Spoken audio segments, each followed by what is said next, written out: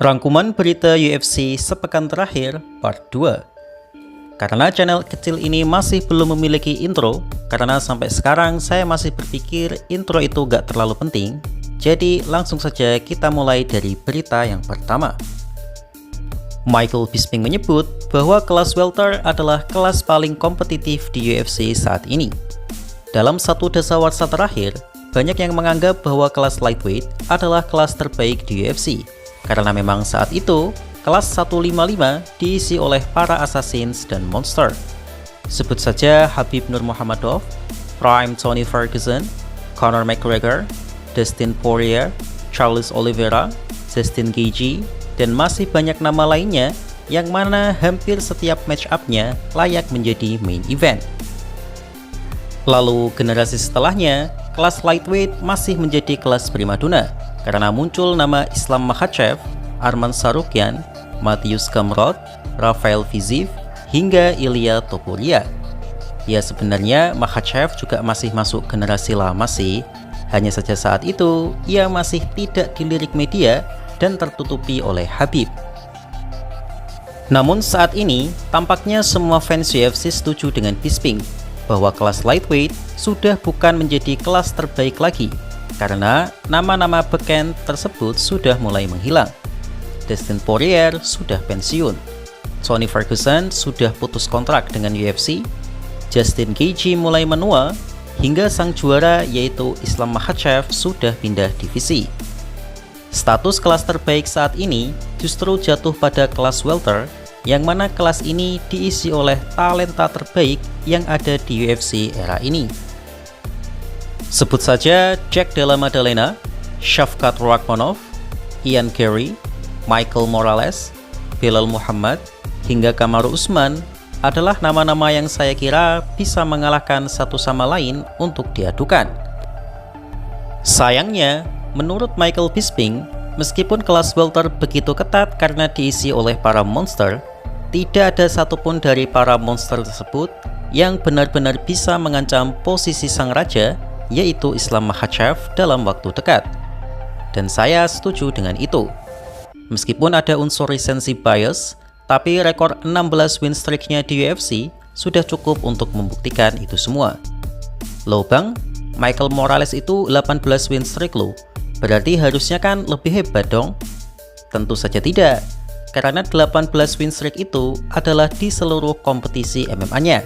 Sedangkan di UFC, ia baru mencatatkan 8 win streak, selisih satu kemenangan dengan Ilia Topuria yang memiliki 9 win streak di UFC. Selain itu, di performa terakhir Makhachev menunjukkan kondisi fisik, power, dan skill yang luar biasa, ditambah usianya yang sangat prima untuk kelas ini yaitu 34 tahun. Jadi menurut saya, sangat wajar jika Makhachev akan sangat sulit digulingkan setidaknya dalam 2 tahun ke depan. Hal ini juga semakin menegaskan status Makhachev sebagai petarung terbaik UFC di era ini karena ia selalu menjadi juara di divisi paling ketat UFC, yaitu kelas ringan dan kelas welter. Yeah, it's that Makhachev, man. I really don't think anyone's going to beat him anytime soon. Even though the welterweight division is the most stacked, and Michael Morales is undefeated, but regardless, it's a stacked division. There's Usman out there as well. A lot of great contenders. Got to stay with Islam. Arman Tsarukyan terlibat debat hebat dengan MMA Guru mengenai Islam Makhachev versus Ilia Topuria. Yaps, kolaborasi yang sangat random di live streaming Adin Rose ini mempertemukan Arman Tsarukyan dengan MMA Guru. Saya sebut random di sini karena sebenarnya mereka sangat berbeda madhab dalam MMA. MMA Guru diketahui sangat tidak menyukai grappler dan sering bias ke striker. Sedangkan Arman dikenal sebagai seorang grappler meskipun secara skill set ia well-rounded fighter. Dalam sebuah momen tersebut, mereka membicarakan wacana duel akbar antara Ilia Topuria versus Islam Makhachev. Arman bertanya dengan nada serius pada Guru, siapa yang akan menang nantinya. Guru menjawab Topuria akan menang di kelas lightweight. Arman pun tak habis pikir dengan jawaban Guru dengan mengatakan Topuria tidak memiliki peluang menang jika melawan Makhachev. Sang guru pun merespon bahwa jika mereka bertarung di kelas 170, ia setuju jika Ilya tidak punya peluang menang. Tapi di kelas 155, Topuria lebih diunggulkan atas Makhachev. Arman pun merespon MMA Guru tidak paham MMA karena mau di kelas manapun Makhachev lebih unggul karena menurut Arman, grappling Topuria sangat biasa saja jika dibandingkan Islam Makhachev. Ya sebenarnya kalau di mata fans awam seperti saya, grappling Topuria sudah masuk level atas. Tapi tentu penilaian Arman lebih bisa divalidasi karena ya skill gulat Arman lebih tinggi dari Topuria. Jadi wajar saja jika ia menyebut grappling Topuria biasa saja. Arman menyebut bahwa Topuria memang memiliki boxing luar biasa, tapi itu tidak akan cukup untuk mengalahkan fighter seperti Makhachev yang sangat dominan dengan grapplingnya. Ya tentu saja penilaian Arman lebih valid dari MMA Guru, tapi mungkin mereka beda konteks.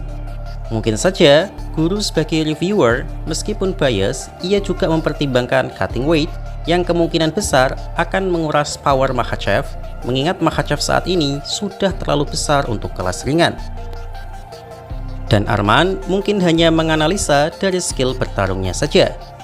Kemudian Arman kembali bertanya pada Guru, bagaimana menurut Guru mengenai Arman versus Topuria. Tanpa sungkan, MMA Guru menjawab Topuria, dan tentu saja ini semakin membuat Arman berpikir MMA Guru tak paham MMA. No, Topuria has no chance. Bro, you think Topuria can beat Islam? Yeah. Bro, you No, at know nothing 170 about no. MMA, bro. At 170 no. At Bro, 155 why you yes. like working in interview guy? You know shit about MMA. I bro. do. There's no way Ilya Topuria can't. What's good, bro? Yeah, of course. Okay, 165. No, it's 170. Islam fighting 170. He's not 155 fighter. Yeah, that's no. why I said at 170 I don't think so. But He has just boxing. That's it. he has grappling too. Where? He submitted Bryce Mitchell.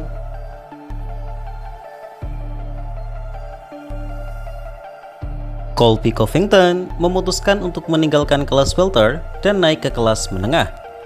Yap, salah satu villain yang paling dibenci oleh fans UFC ini mengungkapkan keinginannya dalam wawancara Skemo.